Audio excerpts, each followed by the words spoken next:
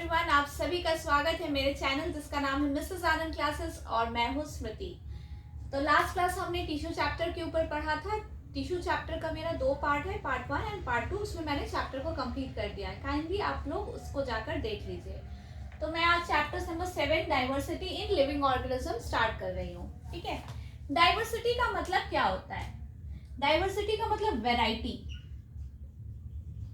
Living organisms जो जिंदे प्राणी हैं, जो जिंदा हैं, जो जीते हैं, जैसे ह्यूमन बींग्स एक टाइप के ऑर्गेनिज्म है। डिफरेंट टाइप के ऑर्गेनिजम्स, कैट है, डॉग है, बहुत सारे लिजर्ड हैं। तो डिफरेंट टाइप्स के ऑर्गेनिजम्स है, प्लांट्स है। तो ये डाइवर्सिटी, इतना ज्यादा जो वैरायटी है, उसके बारे आज हम लोग इस चैप्टर में पढ़ेंगे। ठीक है, तो हम लोग डाइवर्सिटी कैसे डिसाइड करते हैं? कैरेक्टरिस्टिक्स पे। ओके, हम लोग ढूंढते हैं कि हमारे जैसे सिमिलर लोग कहाँ हैं, सिमिलर लिविंग ऑर्गेनिजम्स किससे कोई कैसे सिमिलर है। तो कैसे ढूंढेंगे? वो कैरेक्टरिस्टिक्स पे डिपेंड होता है। ठीक है, तो ये जो मेन जो कैरेक्टरिस्टिक है ना, वो कैरेक्टरिस्टिक ही ऐसा बेसिक आपका क्या बोल सकते हैं, बेसिक इंग्रेडिएंट बोल सकते हैं, जिससे हम लोग डिसाइड करते हैं कि कौन किस टाइप का लिविंग ऑर्गेनिज्म है, किस वेराइटी का लिविंग ऑर्गेनिज्म। ठीक है, तो ये जो कैरेक्टरिस्टिक होता है ना, ये काफी ज्यादा इंपॉर्टेंट होता है। ठीक है, तो एक पैराग्राफ में लिखा हुआ है, आपका पेज नंबर देख लीजिएगा, स्टार्टिंग का जो पेज है, स्टार्टिंग ऑफ द चैप्टर का। We need to decide which characteristic decides more fundamental differences among organisms. This would create the main broad groups. देखिए, ये जो कैरेक्टरिस्टिक है ना, जो मैंने आपको अभी एक्सप्लेन किया, यही डिफाइन करता है कि ऑर्गेनिजम्स के बीच में डिफरेंसेस, जो मेजर डिफरेंसेस है, वो कैसे पता चलती है? वो इन कैरेक्टरिस्टिक जो होता है ना, उससे पता चलती है। ठीक है, अब इन टेक्स्ट क्वेश्चंस देख लीजिए। Question number 1, why do we classify organisms? क्यों क्लासिफाई करना है ऑर्गेनिजम्स को? क्योंकि देखिए, अगर आप एक जंगल है, उसमें बहुत सारे ऑर्गेनिजम्स को रख दिए, तो उसमें कौन किस टाइप का है, कौन कैसा है, उसके बारे में आपको कैसे पता चलेगा? जब तक आप उसको सेपरेट नहीं करेंगे। तो अपने इजी के लिए, अपने अंडरस्टैंडिंग के लिए, अपने लर्निंग पार्ट के लिए हम लोग क्लासिफाई करते हैं एनिमल लिविंग ऑर्गेनिजम्स को। ओके, तो ये हुआ पहला क्वेश्चन का आंसर, इजी के लिए, इजीनेस के लिए। ठीक है, सिमिलैरिटीज जानने के लिए, डिफरेंसेस जानने के लिए, ये सारी चीजें जानने के लिए हम लोग क्लासिफाई करते हैं ऑर्गेनिजम्स में, डिफरेंट टाइप ऑफ कैरेक्टरिस्टिक उनके जानने के लिए। ठीक है,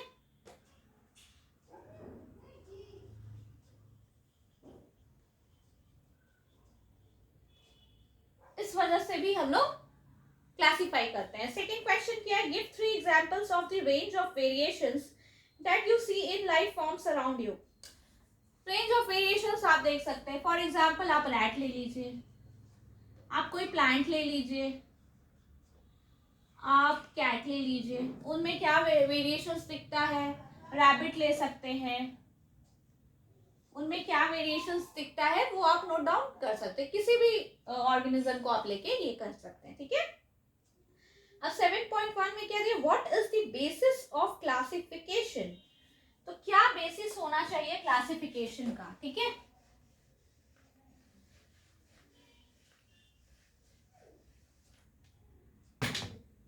बेसिस क्या होना चाहिए? किस बेसिस पे आप क्लासिफाई करेंगे ऑर्गेनिजम्स को? ठीक है, तो क्या था? Greek thinker Aristotle classified animals according to whether they lived in water land. तो पहले के जो एरिस्टोटल थे हमारे, उन्होंने कैसे क्लासिफाई किया था? एरिस्टोटल ने कैसे क्लासिफाई किया था? Place where organism lived, organism जहां रहते थे उस बेसिस पे उन्होंने क्लासिफाई किया था। ठीक है, लैंड में रहते थे या वाटर में रहते थे या एयर में रहते थे, उस बेसिस पे उन्होंने क्लासिफाई किया था। तो ये बहुत ही सिंपल और बेसिक है। ठीक है, इसलिए हम लोग को ऐसे कैरेक्टरिस्टिक जानने चाहिए जो हम लोग को बहुत मतलब ब्रॉड वे में, बहुत बड़े लेवल पे डिफरेंसेस बता सके। तो ये जो होता है ना, जो हम लोग जिस बेसिस पे हम लोग ये करते हैं क्लासिफाई करते हैं। मेन बेसिस क्या है जो हमने स्टार्टिंग में चैप्टर का पढ़ा था, कैरेक्टरिस्टिक्स। ओके, तो कैरेक्टरिस्टिक्स के ऊपर ही हम लोग क्लासिफाई करते हैं। ये कैरेक्टरिस्टिक्स क्या है, इसका जरा डेफिनेशन हम लोग देखते हैं क्या है। कैरेक्टरिस्टिक है कि when we are trying to classify a diverse group of organisms, we need to find ways in which some of them are similar enough to be thought of together. A characteristic is a particular feature or a particular function. एक particular feature या particular function, ठीक है, उसको characteristic बोलते हैं। क्या बोलते हैं? कैरेक्टरिस्टिक। ये कैरेक्टरिस्टिक्स ही है जिस बेसिस पे हम लोग क्लासिफिकेशन करेंगे ऑर्गेनिजम्स का, ठीक है, पर्टिकुलर फीचर और फंक्शन, उसका मीनिंग होता है कैरेक्टरिस्टिक्स, ठीक है। अब देख लीजिए, nowadays we look at many interrelated characteristics starting from the nature of the cell. तो सबसे बेसिक कैरेक्टरिस्टिक क्या हुआ? बेसिक कैरेक्टरिस्टिक जिसको हम लोग देखते हैं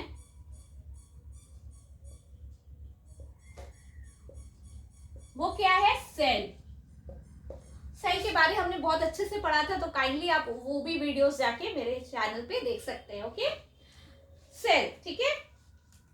A eukaryotic cell has membrane-bound organelles including a nucleus, which allows cellular processes to be carried out efficiently in isolation from each other. Nucleus can be a basic characteristic of classification. अब cell एक basic हो गया, cell के अंदर nucleus, nucleus भी एक basic characteristic हो गया। क्या हो गया? ये एक बेसिक कैरेक्टरिस्टिक, ठीक है, एक बेसिक कैरेक्टरिस्टिक हो गया क्लासिफाई करने का। देखिए, न्यूक्लियस, जिसमें न्यूक्लियस होता है उसको क्या बोलते हैं? यूकैरियोटिक बोलते हैं। ये हमने सेल चैप्टर जो था उसमें पढ़ा था, ठीक है। और जिसमें न्यूक्लियस नहीं होता उसको क्या बोलते हैं? प्रोकैरियोटिक। याद है? याद अगर नहीं आ रहा है तो kindly visit my video on cell, on chapter cell and revise. Okay, बहुत ही मैंने सिंपल वे में पढ़ाया तो ताकि आपका रिवीजन इजी हो जाए। तो इस बेसिस पे भी हम लोग क्लासिफाई करते हैं, ठीक है। अब क्या है? Cells that group together to form a single organism use the principle of division of labour. देखिए, अब क्या है, यहाँ तक सबको समझ में आ गया? मैं फ्लो चार्ट के, ये मेरा पढ़ाने का अपना एक तरीका है बोल सकते हैं। मैं ज्यादातर फ्लो चार्ट के वे में पढ़ाती हूँ ताकि आपको जो इजी हो, आपको पॉइंट वाइज इजीली समझ में आ जाए, ठीक है, सारे डिटेल भी समझ में आ जाए और इजीली समझ में आ जाए, ठीक है।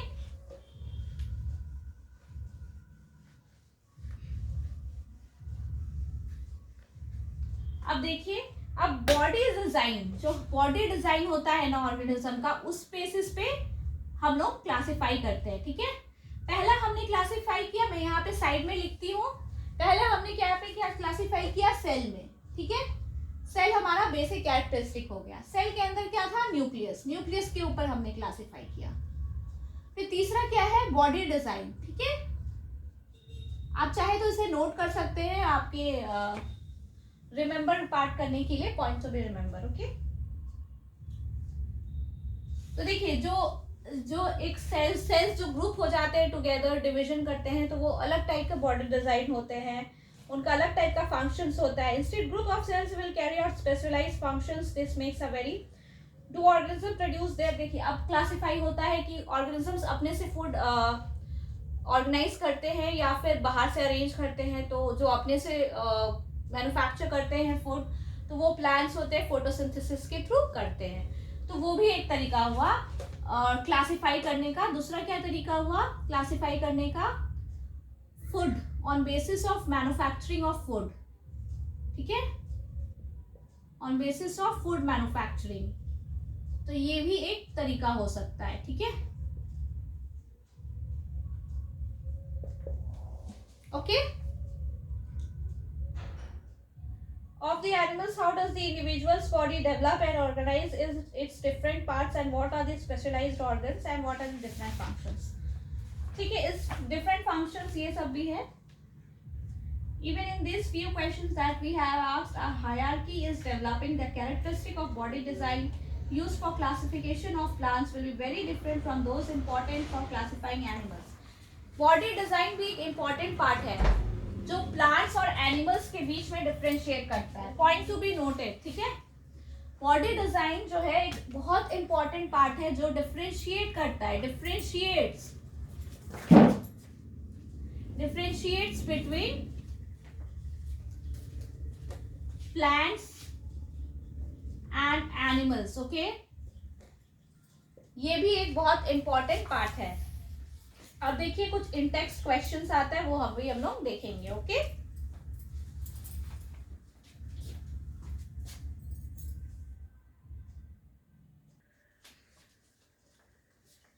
तो अब हम लोग देखेंगे इंटेक्स्ट क्वेश्चंस. ठीक है,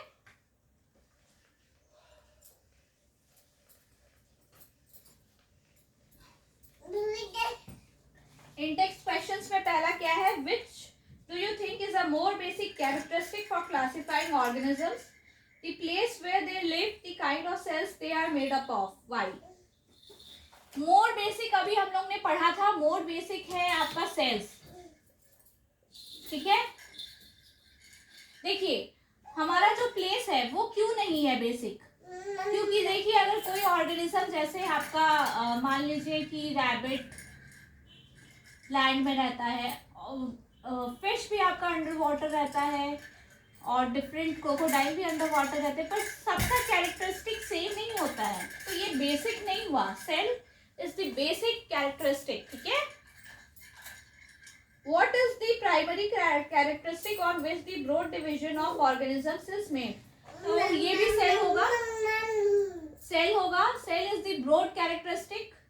ठीक है, सेकंड का भी आंसर हो गया. थर्ड क्वेश्चन देखते हैं.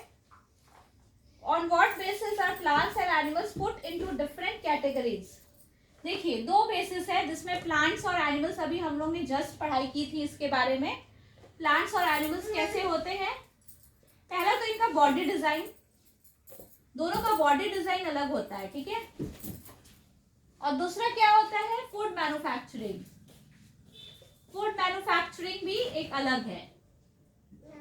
तो ये दोनों कैरेक्टरिस्टिक ऐसा है जिसके बेसिस पे हम लोग डिसाइड करते हैं कि वो प्लांट्स है कि एनिमल्स है. ठीक है, चलिए अब हम लोग आगे बढ़ते हैं. क्लासिफिकेशन एंड इवोल्यूशन, इसमें भी वही दिया है. All living things are identified and characterised on the basis of their body design in form and function. Characteristics that came into existence earlier are likely to be more basic than characteristics that have come existence later. तो यहाँ पे क्या बोल रहा है? इसमें कुछ ज्यादा नहीं बता रहा है. इसमें क्या बोला जा रहा है कि जो कैरेक्टरिस्टिक पहले आए हैं, मतलब जो कैरेक्टरिस्टिक्स पहले आए हैं वो मोर बेसिक है जो कैरेक्टरिस्टिक्स बाद में आए हैं. ठीक है, ठीक है.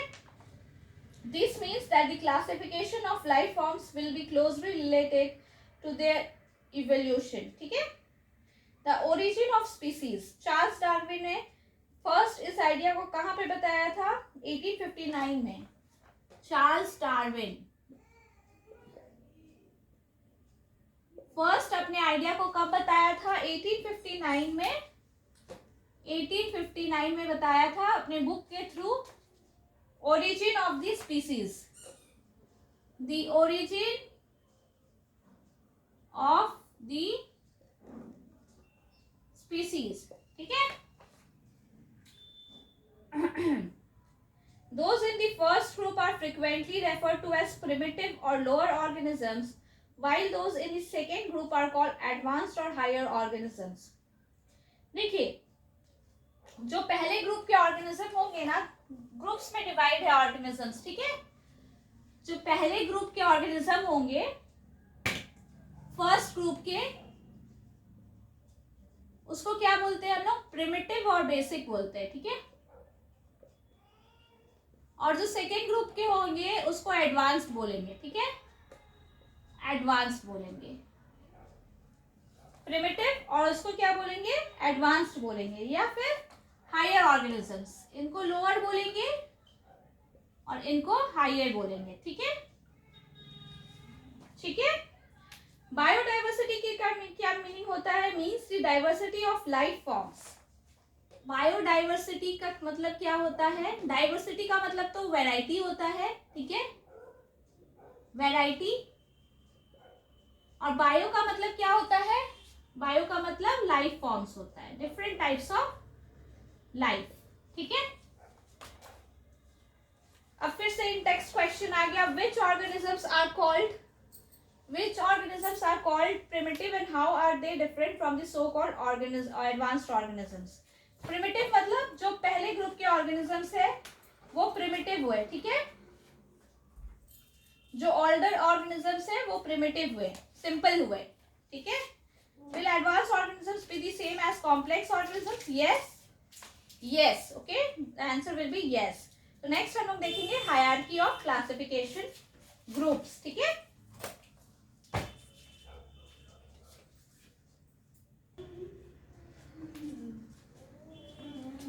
तो अब हम लोग देखेंगे the hierarchy of classification groups, ठीक है।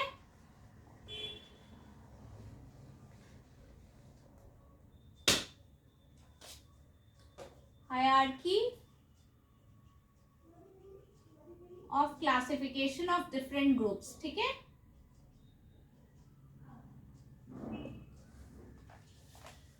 देखिए तो बायोलॉजिस्ट कौन कौन थे हमारे? Ernst Haeckel, Robert Whittaker and Carl, who has tried to classify all living organisms into broad categories called kingdoms. देखिए ये सारे जो हमारे बायोलॉजिस्ट थे, ये सारे जो बायोलॉजिस्ट थे, इन्होंने क्या किया? डिफरेंट ब्रॉड कैटेगरीज में डिवाइड किया जो कि किंगडम है, ठीक है। अब एक किंगडम में क्या है? किंगडम के नीचे देखिए ये जो चार्ट दिख रही है ना आपको, ये काफी इंपॉर्टेंट है, ये छोटी सी है बट ये भी इंपॉर्टेंट है, ठीक है। किंगडम के बाद फाइलम आया, एनिमल्स, या फिर डिवीजन फॉर प्लांट्स। फाइलम आया, फाइलम एनिमल्स के लिए यूज होता है,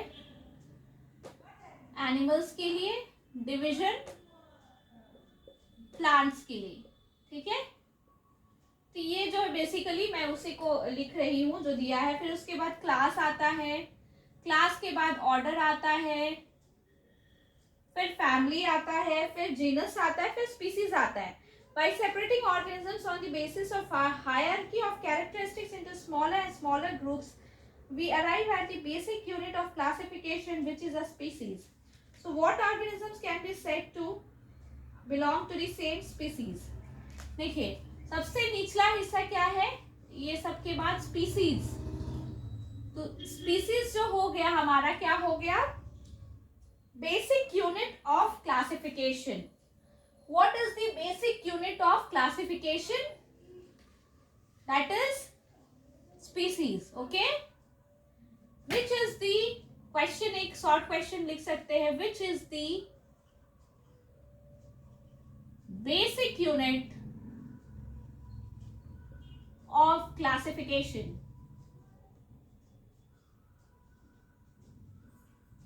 Species, okay?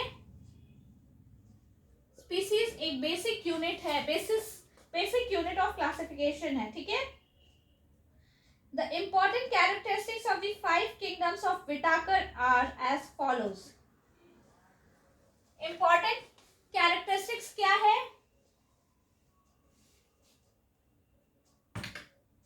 5 किंगडम है विटाकर के, ठीक है। विटाकर जो हमारे बायोलॉजिस्ट थे, रॉबर्ट विटाकर, उनका जो 5 किंगडम्स है, ठीक है, 5 किंगडम्स इन्होंने बनाया था। तो एक एक करके हम उस किंगडम के बारे में पढ़ेंगे, ठीक है। तो पहला किंगडम क्या है? होप सो आपको मेरा वीडियो, मेरा एक्सप्लेनेशन इस चैप्टर का अच्छे से समझ में आ रहा हो। मैं फ्लो चार्ट के जरिए ही पढ़ाती हूँ और मैं क्या बोलते हैं, आपको शॉर्ट क्वेश्चंस जो होते हैं ना, वो फ्रेम करने का कोशिश करती हूँ, ठीक है। तो इस बेसिस पे ही मैं पढ़ाती हूँ। तो जो हमारा पहला है वो हम लोग देखेंगे अभी। पहला kingdom that is Monera, okay, Monera, okay, देखते हैं हम लोग।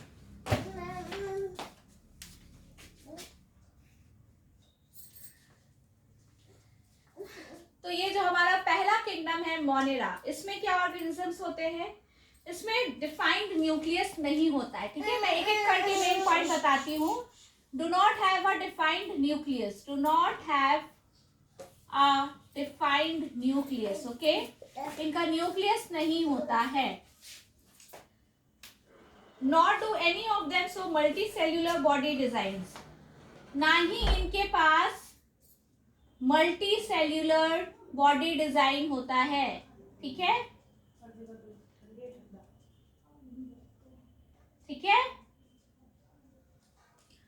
और क्या है, some of them have cell walls while some of them no. The mode of nutrition of organisms in these groups can be either, इनका मोड ऑफ न्यूट्रिशन क्या है, मोड ऑफ न्यूट्रिशन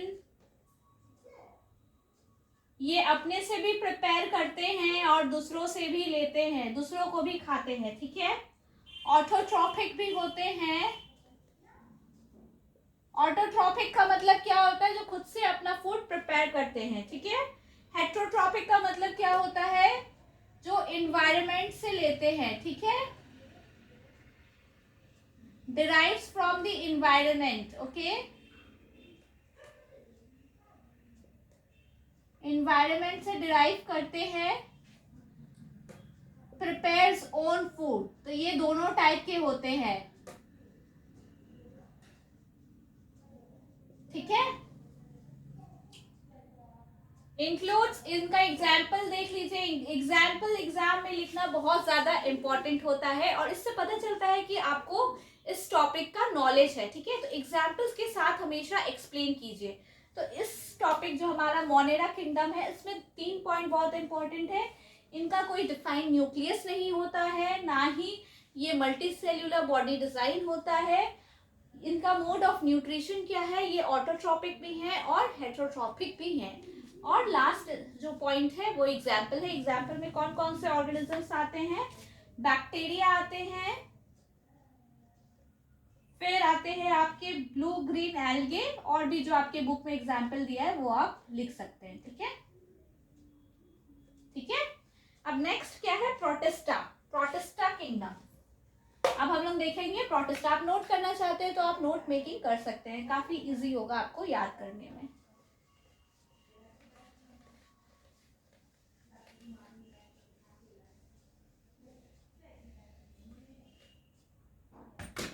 प्रोटिस्टा. ठीक है, अब प्रोटिस्टा का क्या characteristic है, this group और includes many kinds of unicellular eukaryotic organism. Unicellular होते हैं, एक सेल होता है जिनका. ठीक है, यूकैरियोटिक मतलब एक न्यूक्लियस भी होता है. ठीक है, ये पहला इसका कैरेक्टरिस्टिक हुआ. सेकेंड क्या है, इनका भी मोड ऑफ न्यूट्रिशन ऑटोट्रॉपिक हो सकता है, हेट्रोट्रॉपिक भी हो सकता है. ठीक है, ऑटोट्रॉपिक भी, हेट्रोट्रॉपिक भी. ठीक है,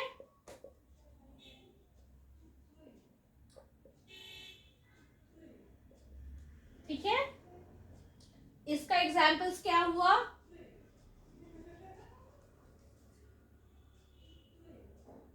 यूनिसेल्युलर एल्गे. एग्जाम्पल्स जरूर से दीजिएगा. ठीक है, प्रोटोजोन्स. ठीक है, ये हुआ सेकेंड किंगडम प्रोटिस्टा. अगर आपको मेरा चैनल अच्छा लग रहा हो और वीडियोस काफी इंफॉर्मेटिव लग रहा हो तो kindly subscribe my channel Mrs Anand classes. इससे पहले मैंने बहुत सारे साइंस के चैप्टर्स एक्सप्लेन कर रखे हैं, तो काइंडली आप सारे वीडियोस को जाके अच्छे से देखिए, आपको समझ में आएगा एक्सप्लेनेशन. और अगर अच्छा लग रहा हो तो अपने फ्रेंड्स के साथ भी काइंडली शेयर कीजिएगा. ठीक है, और मैं ज़्यादा फ्लो चार्ट के बेसिस पे पढ़ाने में बिलीव करती हूँ, ये मेरा अपना मेथड है. इससे क्या होता है ना, बच्चे के दिमाग में अच्छे से पॉइंट्स बैठते हैं और उनको कॉन्सेप्ट्स भी उनके क्लियर होते हैं. ठीक है, नेक्स्ट हम लोग देखते हैं किंगडम. अब आगे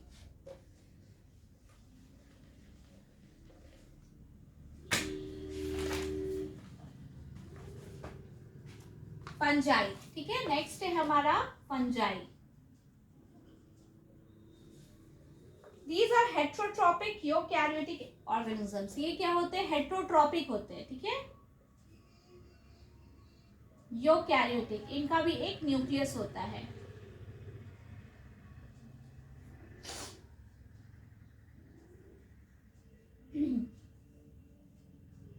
देखिए इसमें क्या होता है ना, some of them use taking organic material as food and are therefore called saprotrophs. इसमें भी कुछ सैप्रोट्रॉफ्स होते हैं एक और पैरासाइट्स होते हैं। मतलब सैप्रोट्रॉफ्स कौन हुए और पैरासाइट्स कौन हुए, ये हम लोग देख लेते हैं। ठीक है, सैप्रोट्रॉफ्स वो ऑर्गेनिजम्स होते हैं वो डिकेइंग ऑर्गेनिक मैटर को अपना फूड बनाते हैं। डिकेइंग ऑर्गेनिक मैटर, ठीक है, इनका फूड होता है। ठीक है, ये जो होते हैं ये क्या करते हैं, require a living protoplasm of a host. Host organism का प्रोटोप्लाज्म पे डिपेंड करते हैं। ठीक है, होस्ट ऑर्गेनिज्म का प्रोटोप्लाज्म पे डिपेंड करते हैं ये। तो ये हो गए हमारे पैरासाइट्स हो गए। ठीक है, some fungal species live in permanent mutually dependent relationships with blue green algae. Such relationships are called symbiotic. देखिए अब एक और रिलेशनशिप आया सिम्बायोटिक का।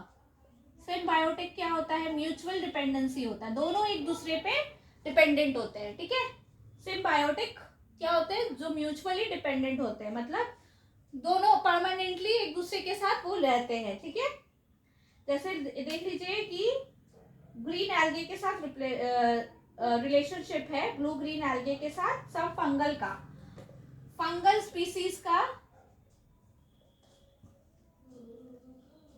ब्लू ग्रीन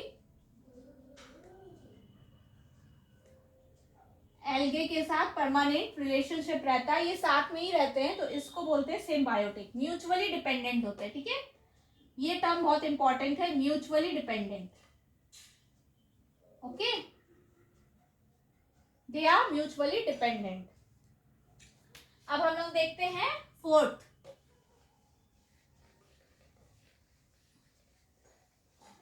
किंगडम क्या है, प्लांटे। प्लांटे हमारा फोर्थ किंगडम है। ठीक है, इसमें क्या है, these are multi cellular eukaryotes with walls. ये मल्टी सेल्यूलर होते हैं, बहुत सारे सेल होते हैं इसमें, यूकैरियोटिक होते हैं, प्लस इनके सेल वॉल्स भी होते हैं। ठीक है, ये एक बहुत इंपॉर्टेंट फीचर हुआ प्लांटे किंगडम का। ठीक है, they are autotrophs and usually use chlorophyll for photosynthesis, thus all plants are included in this group. ये फोटोसिंथेसिस के थ्रू अपना फूड को प्रिपेयर करते हैं और ये ऑटोट्रॉप्स होते हैं। तो बेसिकली सारे टाइप के प्लांट इस किंगडम में आते हैं, प्लांटे किंगडम में सारे टाइप के प्लांट्स आते हैं। ठीक है, includes all types of plants, all types of plants. Okay, अब हम लोग पढ़ेंगे एनिमलिया, फिफ्थ किंगडम। ठीक है,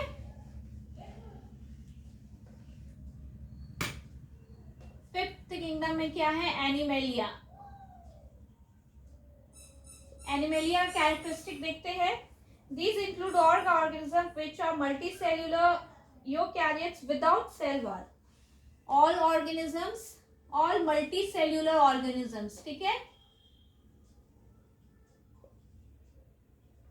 सारे multicellular organisms without cell wall होते हैं, बट यूकैरियोटिक होते हैं, इनका न्यूक्लियस होता है। ठीक है, ओके, तो ये जो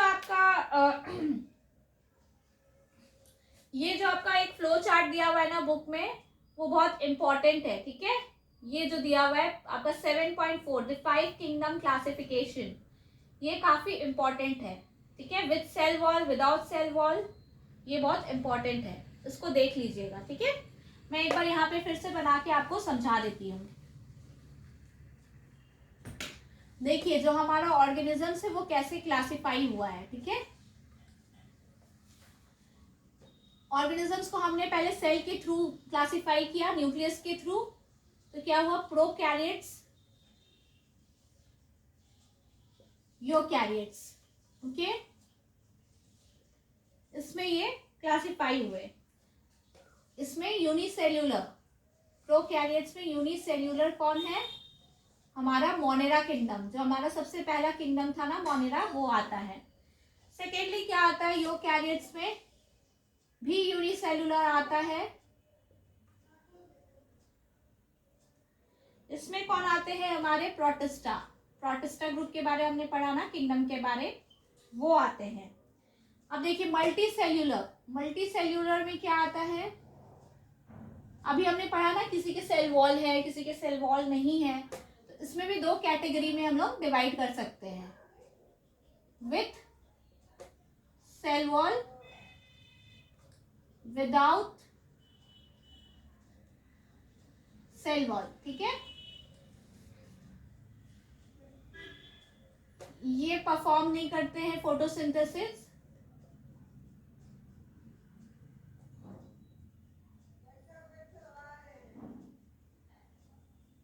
और ये परफॉर्म करते हैं। ठीक है,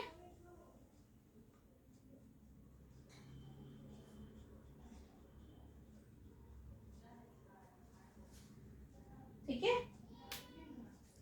इसमें क्या आते हैं? फंजाई आते हैं, और इसमें प्लांटे आते हैं। ठीक है,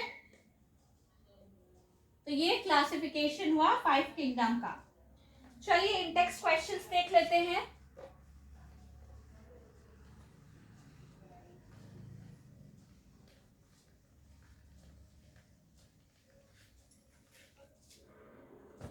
इंडेक्स क्वेश्चंस में क्या है? पहला, what is the criterion of for classification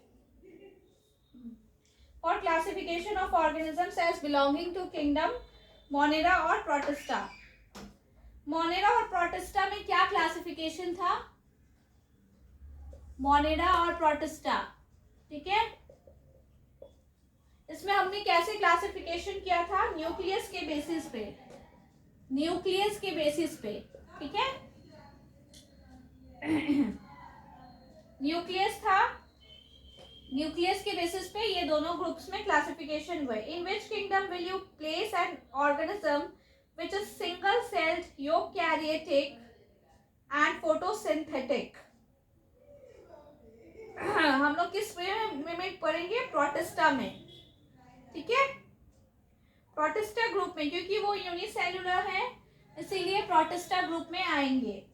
third question देखिए, in the hierarchy of classification which grouping will have the smallest number of organisms with maximum common characteristic and which will have the largest number of organisms? देखिए smallest number तो हमारा जो ये classification है इसको देख के पता चल रहा है कि मोनेरा में होगा। ठीक है, और लार्जेस्ट किस में होगा? मल्टी सेल्यूलर ऑर्गेनिजम्स में होगा, जो कि एनिमेलिया है। एनिमेलिया में बहुत सारे ऑर्गेनिजम्स होते हैं, इसीलिए वो क्लासिफिकेशन में लार्जेस्ट नंबर ऑफ ऑर्गेनिजम्स होंगे एनिमेलिया किंगडम में। ठीक है, तो अभी हम लोग देख लेते हैं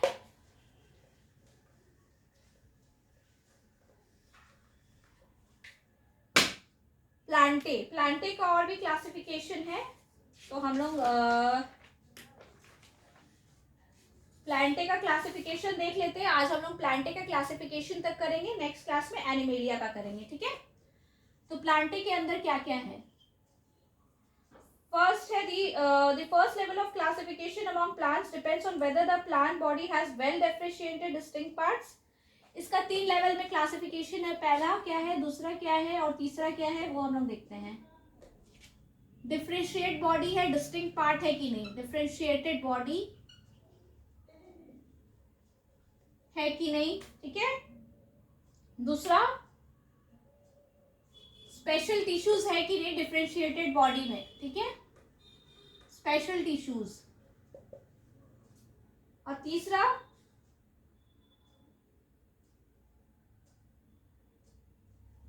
वो जो है क्लोज्ड और ओपन, दो टाइप होते हैं ना, फ्रूट सीड्स के थ्रू देते हैं या फिर फ्रूट्स के अंदर सीड्स है। ठीक है, ये वाला चीज पे क्लासिफाई होता है।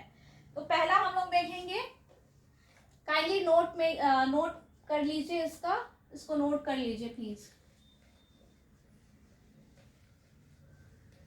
पहला क्या है, थैलोफाइटा, ठीक है, पहला थाइलोफाइटा। इसका क्या क्या कैरेक्टरिस्टिक्स है हम लोग देखते हैं, ठीक है। Plants do not have a well differentiated body. Design fall in this group. Do not have well differentiated body. Okay? Do not have well differentiated body.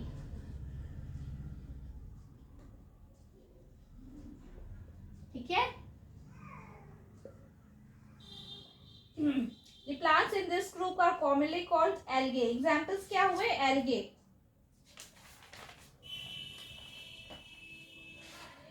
Second क्या है, एग्जाम्पल्स क्या हुए, एल्गे, ठीक है, ये हुआ। एल्गे का भी बहुत सारे एग्जाम्पल्स दिया है, वो आप लोग बुक से लर्न कर लीजिएगा, ठीक है। नेक्स्ट है ब्रायोफाइटा। नेक्स्ट क्या है, ब्रायोफाइटा।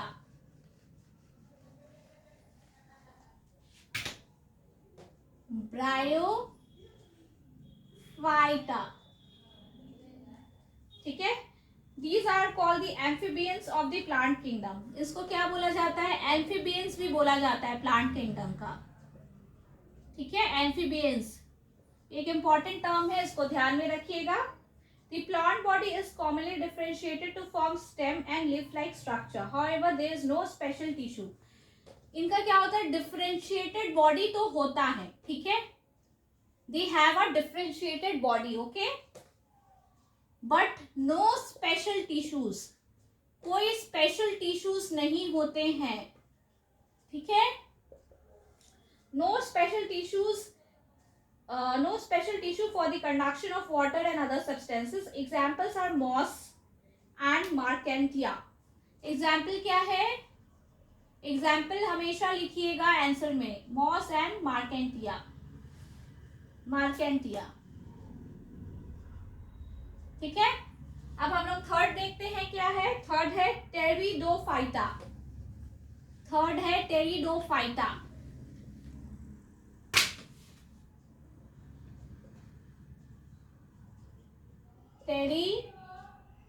टेरिडोफाइटा, ठीक है। In this group, the plant body is differentiated into root, stem and leaves and have specialized tissue. Differentiated body होता है, किसमें किसमें डिफरेंशिएटेड है, stems, root, leaves, special tissues भी है, ठीक है, स्पेशल टिश्यूज भी है, ठीक है। एग्जाम्पल्स क्या आते हैं, एग्जाम्पल्स मार्सिलिया। एग्जाम्पल्स क्या है, Marsilea. The reproductive organs of plants in this groups are very inconspicuous and they are therefore called cryptogams. Those with hidden reproductive organs. इनका जो reproductive organs है hidden है, hidden reproductive organs है, ठीक है। Point to be remember. Hidden reproductive organs है जिसको क्या बोला जाता है, cryptogams. इसको क्या बोला जाता है, cryptogams. CRYPTOGAM, cryptogams, S भी होगा, ठीक है। On the other hand, plants with well differentiated reproductive parts that ultimately make seeds are called phanerogams. देखिए, अब ये जो जिसका हिडन रिप्रोडक्टिव ऑर्गन्स होता है वो क्रिप्टोगैम्स होते हैं, लेकिन जिनका डिफरेंशिएटेड रिप्रोडक्टिव मतलब सेपरेट रिप्रोडक्टिव ऑर्गन होता है, अब इसमें थोड़ा सा डिटेल में हम लोग को जाना पड़ेगा, ठीक है।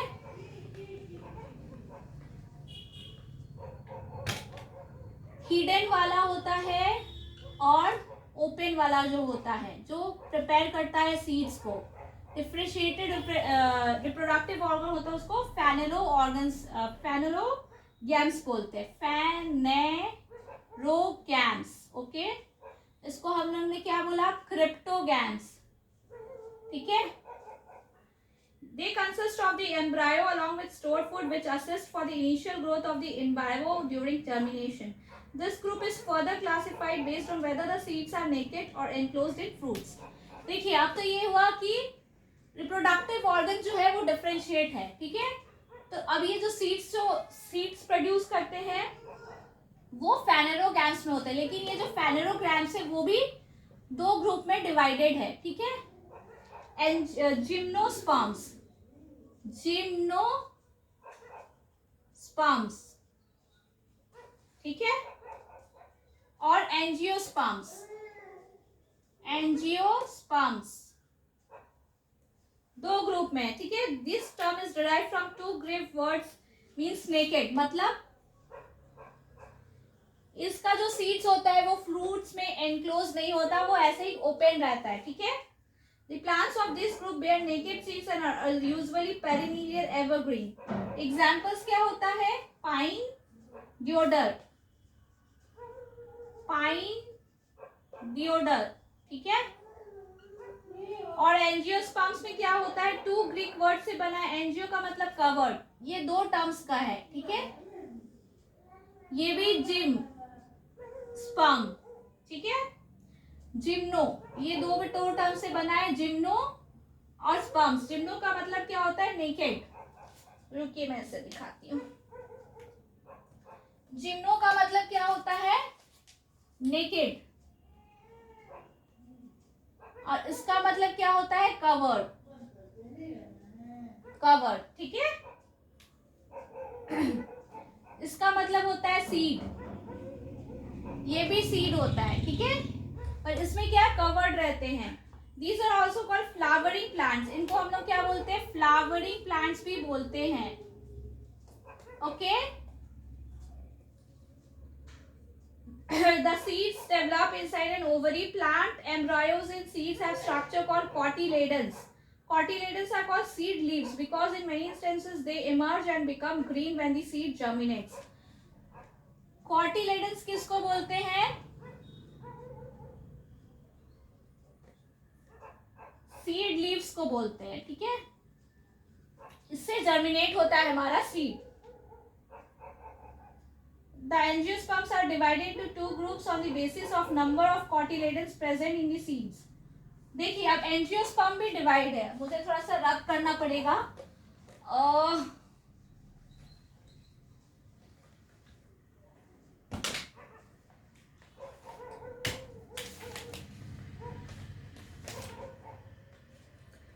जो एंजियोस्पर्म होते हैं ना वो भी डिवाइड है, किस बेसिस पे? Number of cotyledons, number of cotyledons के बेसिस पे। कॉटिलेडन्स क्या हुआ? जिससे सीड आता है, ठीक है। Cotyledons, the seeds develop inside an embryo. Plant embryos in seeds have structures. Plant का जो एम्ब्रियो, जो प्लांट का एम्ब्रियो है उसमें स्ट्रक्चर है जिसको कॉटिलेडन्स बोलते हैं। Plants with seed having a single cotyledon को क्या बोलते हैं? सॉरी स्पेलिंग मिस्टेक हो गया।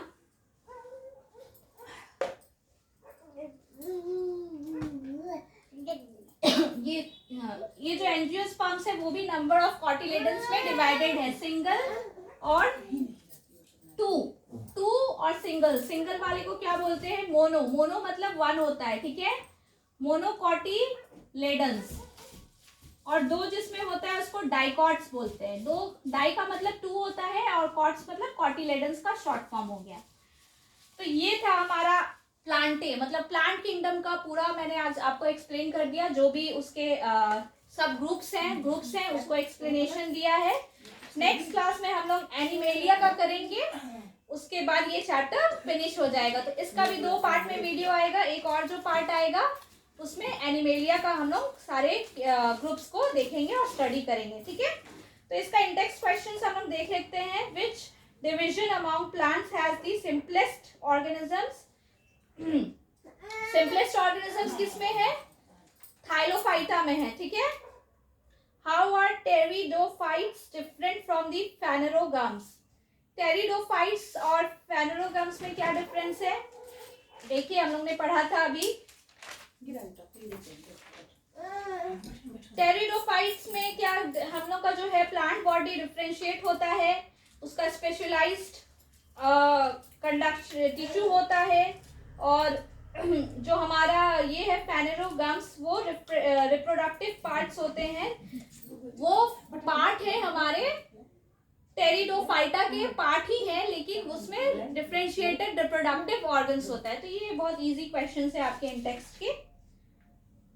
How do gymnosperms and angiosperm differ from each other, वो तो मैंने अभी बताया। एंजियोस्पर्म्स में आपका जो सीड होता है वो कवर होता है, ठीक है, और जिम्नोस्पर्म्स में नेकेड होता है। एंजियोस्पर्म्स भी कॉटिलेडन्स के बेसिस पे डिवाइड है, जहाँ एक कॉटिलेडन होगा तो उसको मोनोकॉटिलेडन बोलेंगे, और जहाँ दो होता है वो डाइकॉट्स होता है।